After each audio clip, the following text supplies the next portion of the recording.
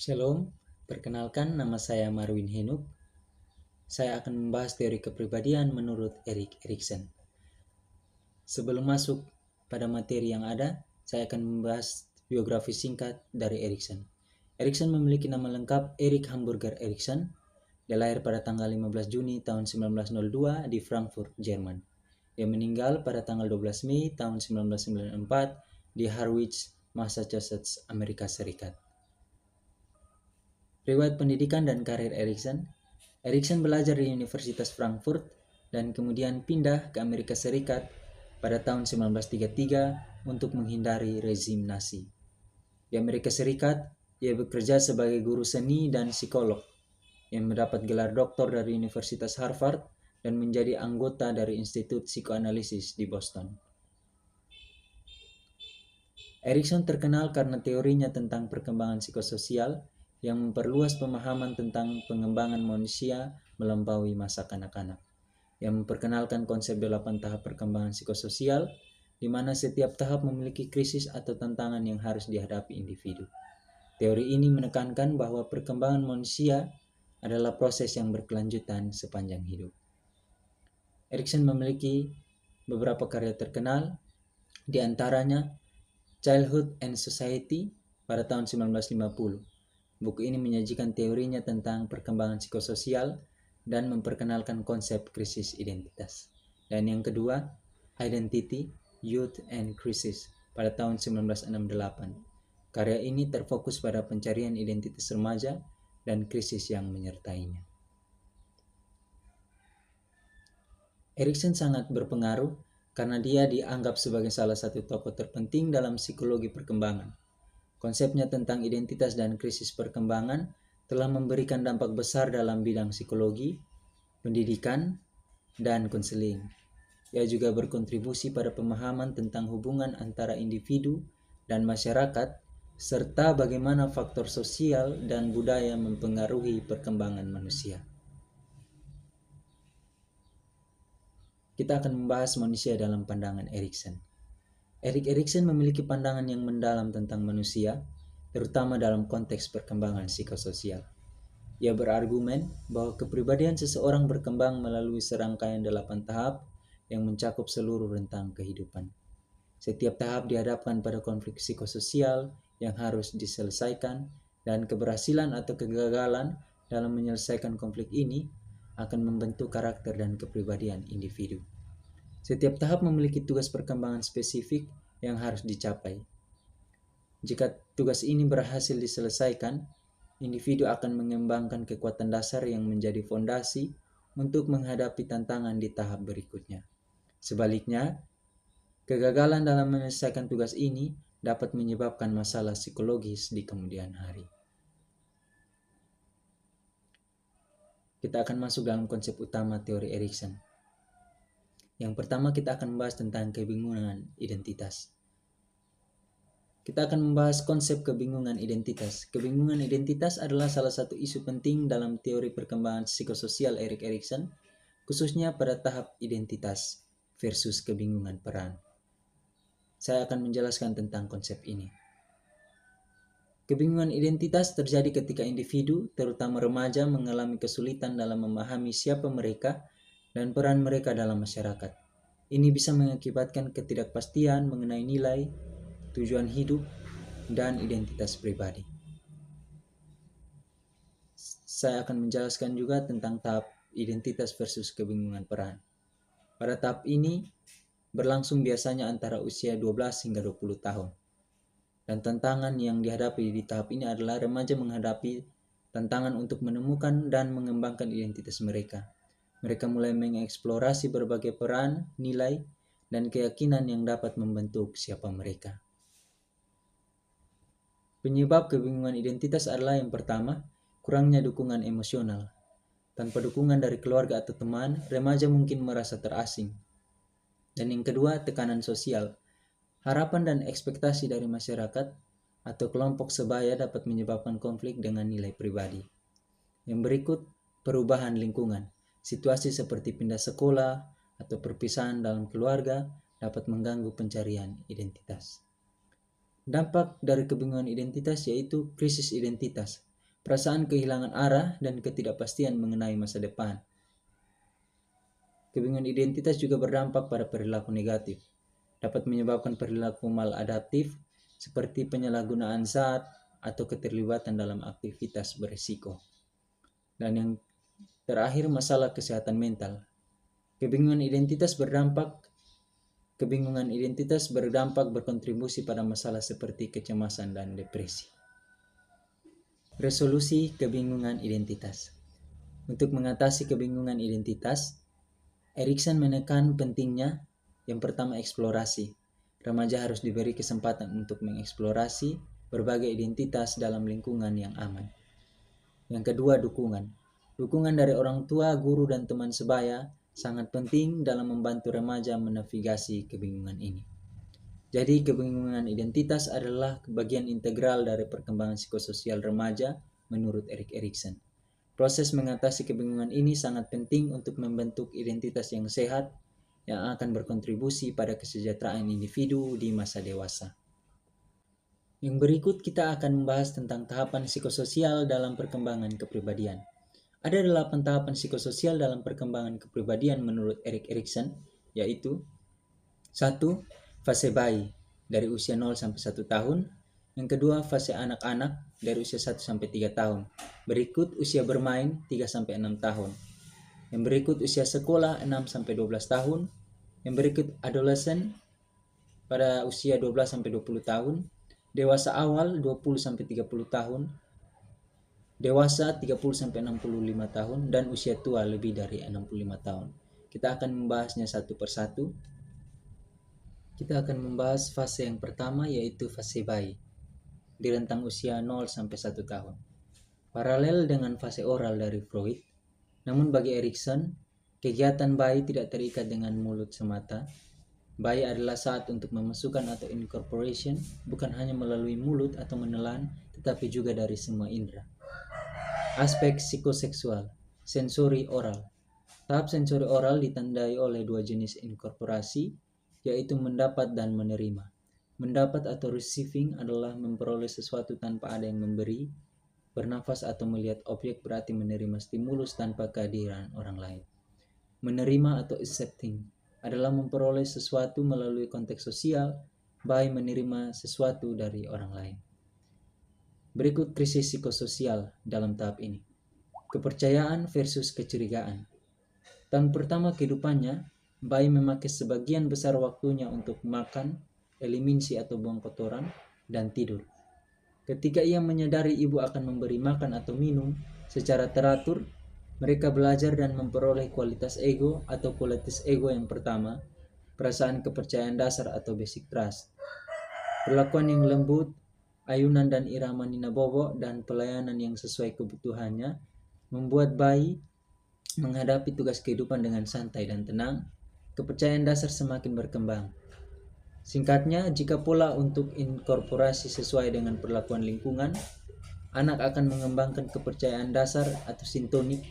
Sebaliknya, kalau tidak ada kesesuaian antara kebutuhan sensori oral dengan lingkungan, mereka akan mengembangkan ketidakpercayaan dasar atau distonik.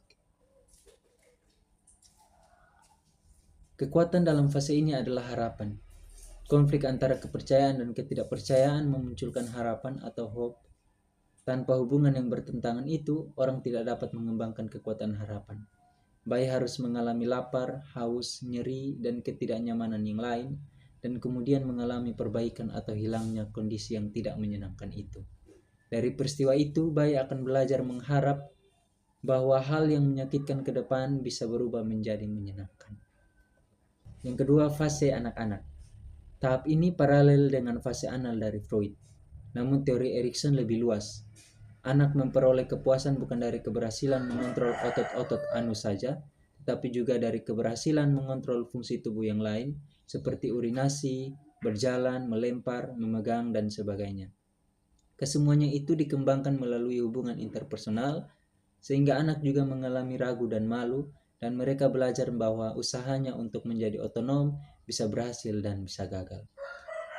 Aspek psikoseksual, otot anal uretral.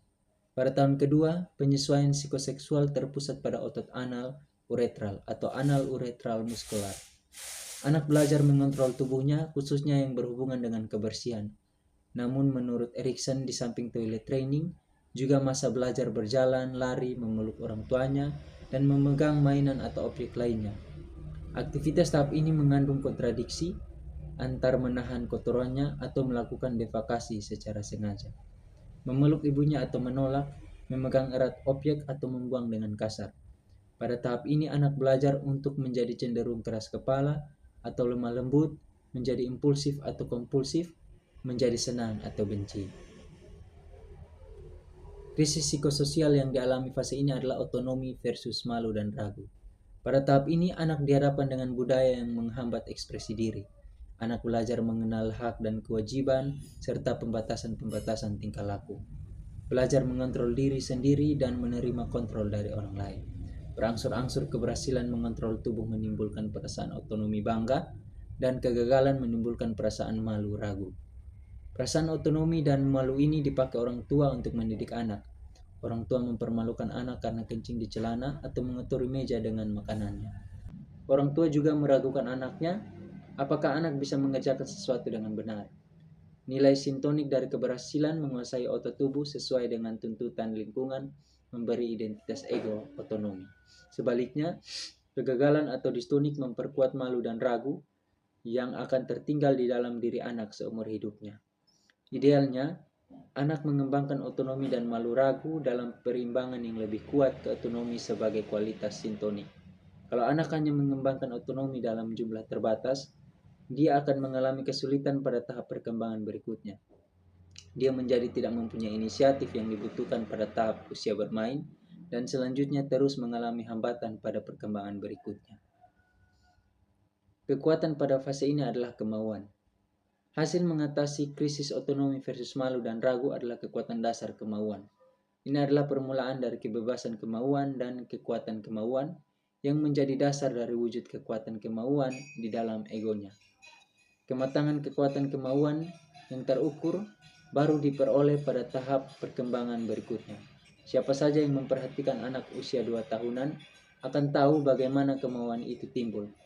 Latihan kebersihan mungkin menjadi puncak konflik kemauan antara orang dewasa dengan anak, tetapi ekspresi kemauan bukan hanya latihan kebersihan. Konflik dasar sepanjang tahap ini adalah antar perjuangan anak menjadi otonom dan usaha orang tua untuk mengontrol anaknya memakai perasaan malu dan ragu.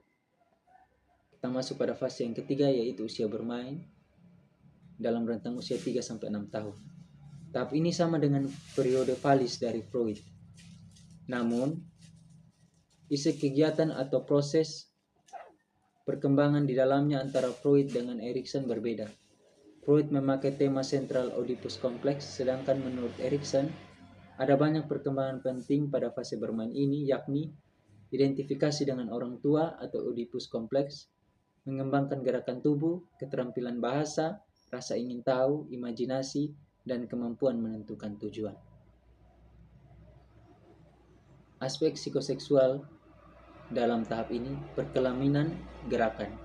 Erikson mengakui gejala Oedipus muncul sebagai dampak dari fase psikoseksual genital lokomotor, namun Oedipus itu diberi makna yang berbeda menurutnya. Situasi Oedipus adalah prototip dari kekuatan yang abadi dari kebahagiaan manusia. Oedipus kompleks adalah drama yang dimainkan dalam imajinasi anak yang tujuan utamanya adalah memahami berbagai konsep dasar seperti reproduksi, pertumbuhan, masa depan, dan kematian.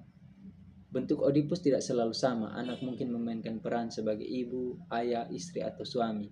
Permainan itu mungkin merupakan ekspresi genital, tetapi permainan itu mungkin sekedar menunjukkan kemampuan gerakan yang berkembang cepat.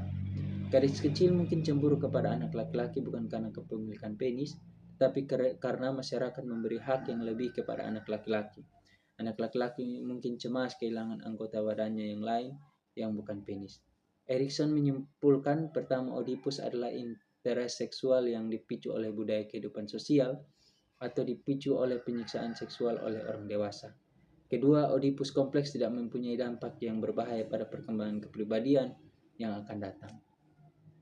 Konflik psikososial pada tahap ini yaitu inisiatif versus perasaan berdosa. Ketika anak bisa bergerak berkeliling dengan mudah dan bersemangat, dan minat seksualnya muncul, mereka memakai berbagai cara untuk memahami lingkungannya. Inisiatif dipakainya untuk memilih dan mengejar berbagai tujuan seperti kawin dengan ibu atau ayah atau meninggalkan rumah, juga untuk menekan atau menunda suatu tujuan. Tujuan yang harus dihambat akan menimbulkan rasa berdosa atau guilt. Anak sudah belajar apa yang dilarang, tetapi ambisinya tidak terbatas sehingga menjadi agresif dan manipulatif dalam usaha mencapai tujuan. Keberanian yang berlebihan dan melanggar norma. Fantasi seksual dan perasaan tanggung jawab moral menjadi pemicu rasa berdosa. Konflik antara inisiatif dengan berdosa menjadi krisis psikososial yang dominan pada usia bermain. Kekuatan pada fase ini adalah tujuan sengaja. Konflik antara inisiatif dengan berdosa menghasilkan kekuatan dasar, purpose. Anak kini bermain dengan tujuan, terutama permainan kompetisi dan mengejar kemenangan. Jenis kelamin memberi arah dan ayah atau ibu menjadi objek dari keinginan seksualnya. Mereka menetapkan apa yang akan dicapai dan berusaha mencapainya dengan purpose. Usia bermain juga merupakan tahap di mana anak mulai mengembangkan konsensia dan mulai memberi label benar atau salah terhadap tingkah lakunya. Konsensia itu akan menjadi awal perkembangan moralitas. Kita akan membahas fase yang keempat, yaitu usia sekolah. Pada usia ini, dunia sosial anak meluas keluar dari dunia keluarga. Anak bergaul dengan teman sebaya, guru, dan orang dewasa lainnya. Pada usia ini, keingintahuan menjadi sangat kuat, dan hal itu berkaitan dengan perjuangan dasar menjadi berkemampuan atau kompetensi. Anak yang berkembang normal akan tekun belajar membaca dan menulis, belajar berburu dan menangkap ikan, atau belajar keterampilan-keterampilan yang dibutuhkan di masyarakat. Usia sekolah bukan berarti anak harus belajar di sekolah formal. Pada masyarakat yang maju, sekolah dan guru profesional berperan penting dalam pendidikan anak, sedang di masyarakat terbelakang yang belum memiliki sekolah formal, orang dewasa memakai metode yang tidak formal tetapi sama-sama efektif untuk mengajar anak bermasyarakat. Aspek psikoseksual terpendam atau laten. Erikson setuju dengan Freud bahwa usia sekolah adalah tahap latensi. Memendam insting seksual sangat penting karena akan membuat anak dapat memakai energinya untuk mempelajari teknologi dan budayanya dan mempelajari strategi interaksi sosialnya. Ketika anak bermain dan bekerja keras mempelajari dua hal itu, mereka mulai membentuk gambaran tentang diri sendiri sebagai berkemampuan atau tidak berkemampuan, atau kompetens atau unkompetens. Gambaran ini menjadi asal muasal identitas ego, perasaan aku atau keakuan yang akan berkembang masak pada usia adolesen. Krisis psikososial, ketekunan versus inferiorita. Pada tahap laten, perkembangan seksual terpendam dan perkembangan sosial menjadi luar biasa. Krisis psikososial pada tahap ini adalah antara ketekunan dengan perasaan inferior atau industri inferiority. Ketekunan adalah kualitas sintonik yang berarti tekun, bersedia tetap sibuk dengan satu kegiatan sampai selesai. Anak usia sekolah belajar bekerja dan bermain yang keduanya diarahkan untuk memperoleh keterampilan kerja dan untuk mempelajari aturan kerjasama. Kalau anak belajar mengerjakan sebaik-baiknya, berarti mereka mengembangkan perasaan ketekunan, tetapi kalau pekerjaannya tidak cukup untuk mencapai tujuan, mereka mendapat perasaan inferiorita distonik dari usia sekolah. Kekuatan dari fase ini adalah kompetensi. Dari konflik antara ketekunan dengan inferiorita, anak mengembangkan kekuatan dasar yaitu kemampuan atau kompetensi. Kekuatan itu diperoleh melalui latihan kecakapan gerak dan kecerdasan untuk menyelesaikan tugas. Anak membutuhkan perintah dan metode, tetapi yang lebih penting adalah pemanfaatan kecerdasan dan pemanfaatan energi fisik yang berlimpah untuk melaksanakan kegiatan sekolah, tugas di rumah, seni, olahraga keterampilan, menjamin tidak berkembangnya perasaan kurang mampu dibanding orang lain. Kita masuk pada fase yang kelima, yaitu adolescent, yang ada pada rentang usia 12 sampai 20 tahun. Tahap ini merupakan tahap yang paling penting di antara tahap perkembangan lainnya, karena pada akhir tahap ini orang harus mencapai tingkat identitas ego yang cukup baik. Walaupun pencarian identitas itu tidak dimulai dan tidak berakhir pada usia remaja, atau pencarian identitas ego ada sejak tahap bayi sampai tahap tua. Krisis antara identitas dengan kekacauan identitas mencapai puncaknya pada tahap adolesen ini. Dari krisis itu akan muncul kesetiaan atau fidelity sebagai kekuatan dari adolesen. Erikson memandang adolesen sebagai tahap laten sosial. Pada fase ini, individu sibuk dengan dirinya sendiri, dilatar belakangi oleh pubertas genital yang memberi berbagai peluang konflik, baik yang berhubungan dengan seks, pekerjaan, keyakinan diri, dan filsafat hidup. Aspek psikoseksual pubertas. Perkembangan psikoseksual pubertas atau puberti adalah tahap kemasakan seksual. Bagi Erikson, pubertas penting bukan karena kemasakan seksual, tetapi karena pubertas memacu harapan peran dewasa pada masa yang akan datang. Peran yang sangat penting secara sosial itu hanya dapat dipenuhi melalui perjuangan mencapai identitas ego pada tahap pubertas. Krisis psikososial, identitas dan kekacauan identitas. Pencarian identitas ego mencapai puncaknya pada fase adolesen, ketika remaja berjuang untuk menemukan siapa dirinya. Menurut Erikson, identitas muncul dari dua sumber. Pertama, penegasan atau penghapusan identifikasi pada masa kanak-kanak, dan kedua, sejarah yang berkaitan dengan kesedihan menerima standar tertentu. Remaja sering menolak standar orang yang lebih tua dan memilih nilai-nilai kelompok atau geng. Masyarakat di mana remaja tinggal memainkan peran penting dalam membentuk identitas remaja itu. Kekuatan dari fase ini adalah kesetiaan. Kekuatan dasar yang muncul dari krisis identitas pada tahap adolesen adalah kesetiaan atau fidelity, yaitu setia dalam beberapa pandangan ideologi atau visi masa depan. Dengan kemantapan standar internal tingkah laku, adolesen tidak membutuhkan lagi bimbingan orang tua, dan mereka kini memiliki keyakinan bahwa agama, politik, dan ideologi sosial akan memberi standar tingkah laku yang konsisten. Kekuatan dasar kepercayaan yang diperoleh semasa infantil menjadi dasar fidelity masa adolesen. Remaja harus belajar mempercayai orang lain sebelum mereka mempercayai pandangan masa depannya sendiri. Kita masuk pada tahap dewasa awal dari rentang usia 20 sampai 30 tahun. Pengalaman adolesen dalam mencari identitas dibutuhkan oleh dewasa awal. Orang yang berusia 20-30 tahun, selama tahap adolesen orang harus memperoleh pemahaman yang mantap tentang diri mereka sendiri. Untuk dapat menyatukan identitas diri mereka dengan identitas orang lain, tugas yang harus dikerjakan pada tahap dewasa awal hanya sesudah orang mengembangkan perasaan yang mantap siapa dirinya dan apa yang diinginkannya, maka mereka dapat mengembangkan tingkat kebaikan cinta atau love. Kesetiaan timbal balik yang mengalahkan perbedaan yang tak terelakkan antara dua orang yang berbeda kepribadian, pengalaman, dan perannya. Aspek psikoseksual, perkelaminan. Perkembangan psikoseksual tahap ini disebut perkelaminan atau genitality. Mulai tahap ini sampai tahap tua, deskripsi perkembangan psikoseksual murni konsep Erikson, karena teori Freud hanya menjelaskan perkembangan sampai adolesen. Aktivitas seksual selama tahap adolesen adalah ekspresi pencarian identitas yang biasanya dipuaskan sendiri. Perkelaminan sebenarnya baru dikembangkan pada tahap dewasa awal, ditandai dengan saling percaya dan berbagi kepuasan seksual secara permanen dengan orang yang dicintai. Krisis psikososial, keagraban dan isolasi. Keagraban atau intimacy adalah kemampuan untuk menyatukan identitas diri dengan identitas orang lain tanpa ketakutan kehilangan identitas diri itu. Karena intimasi hanya dapat dilakukan sesudah orang membentuk ego yang stabil, hubungan cinta yang luar biasa pada dewasa awal bukan intimasi yang sebenarnya. Bisa jadi orang yang belum memiliki ego yang stabil mungkin menjadi malu untuk menjauh dari intimasi psikososial atau menjadi berusaha keras mencari intimasi melalui hubungan seksual, sehingga yang tampak adalah hubungan cinta yang luar biasa intimasinya. Kekuatan dari fase ini adalah cinta. Cinta adalah kesetiaan yang masak sebagai dampak dari perbedaan dasar antara pria dan wanita. Cinta di samping bermuatan intimasi juga membutuhkan sedikit isolasi karena masing-masing partner tetap boleh memiliki identitas yang terpisah. Cinta yang masak berarti komitmen, nafsu seks, kerjasama, kompetisi, dan persahabatan. Kekuatan dasar dari dewasa awal inilah yang membuat orang biasa berkembang produktif pada dua tahap perkembangan yang terakhir. Kebalikan dari cinta adalah kesendirian atau exclusivity, sumber patologi dewasa awal.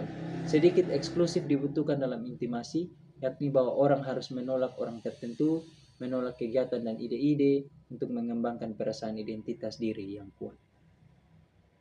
Berikut fase yang ketujuh, Fase dewasa, mulai dari rentang usia 30 sampai 60 tahun. Tahap dewasa adalah waktu menempatkan diri di masyarakat dan ikut bertanggung jawab terhadap apapun yang dihasilkan dari masyarakat. Umumnya, di antara tahap-tahap perkembangan, tahap ini menjadi tahap yang paling panjang, sekitar 30 tahun. Aspek psikoseksual, prokreativita. Menurut Erikson, manusia mempunyai insting untuk mempertahankan jenisnya. Insting itu disebut prokreativita atau procreativity, yang mencakup kontak seksual dengan partner intimasi dan tanggung jawab untuk merawat anak keturunan hasil kontak seks itu. Krisis psikososial, generativita versus stagnasi. Kualitas sintonik tahap dewasa adalah generativita, yaitu penurunan kehidupan baru, serta produk dan ide baru. Generativita berkaitan dengan membina dan membimbing generasi penerus, termasuk merawat anak, bekerja produktif menciptakan benda dari ide baru yang menyumbang pembangunan dunia menjadi lebih baik. Kekuatan dari fase ini adalah kepedulian. Kepedulian atau care adalah perluasan komitmen untuk merawat orang lain, merawat produk dan ide yang membutuhkan perhatian. Sebagai kekuatan dasar orang dewasa, kepedulian membutuhkan semua kekuatan dasar ego sebelumnya. Orang harus memiliki harapan, kemauan, tujuan, kompetensi, kesetiaan, dan cinta untuk merawat sesuatu yang membutuhkan untuk dirawat. Fase yang terakhir yaitu fase usia tua dalam rentang usia lebih dari 65 tahun. Menjadi tua bukan berarti menjadi tidak generatif. Sudah tidak menghasilkan keturunan tetapi masih produktif dan kreatif dalam hal lain, misalnya memberi perhatian atau merawat generasi penerus, cucu dan remaja pada umumnya. Usia tua biasa menjadi waktu yang orang senang bermain, menyenangkan, dan keajaiban, tetapi juga bisa menjadi tempat orang pikun, depresi, dan putus asa. Aspek psikoseksual, generalisasi sensualitas. Tahap terakhir dari psikoseksual adalah generalisasi sensualitas atau generalized sensuality. Memperoleh kenikmatan dari berbagai sensasi fisik, penglihatan, pendengaran, kecapan, bau, pelukan, dan bisa juga stimulasi genital. Generalisasi sensualitas bisa juga ditunjukkan dengan memberi perhatian yang lebih besar kepada gaya hidup jenis kelamin pasangannya. Krisis psikososial, integritas versus putus asa. Banyak terjadi pada krisis psikososial terakhir ini, kualitas distonik atau putus asa yang menang. Hanya orang yang memiliki identitas ego yang kuat, yang sudah mempraktekkan intimasi dan peduli dengan lingkungannya dapat memperoleh keseimbangan yang cenderung sintonik. Integritas adalah perasaan menyatu dan utuh, kemampuan untuk menyatukan perasaan keakuan, dan mengurangi kekuatan fisik dan intelektual. Kekuatan pada fase ini adalah kebijaksanaan atau wisdom. Orang dengan kebijaksanaan yang matang tetap mempertahankan integritasnya ketika kemampuan fisik dan mentalnya menurun. Wisdom memelihara dan meneruskan kumpulan pengetahuan tradisional dari generasi terdahulu ke generasi penerus. Pada usia tua, orang akan peduli dengan isu terakhir yakni kematian.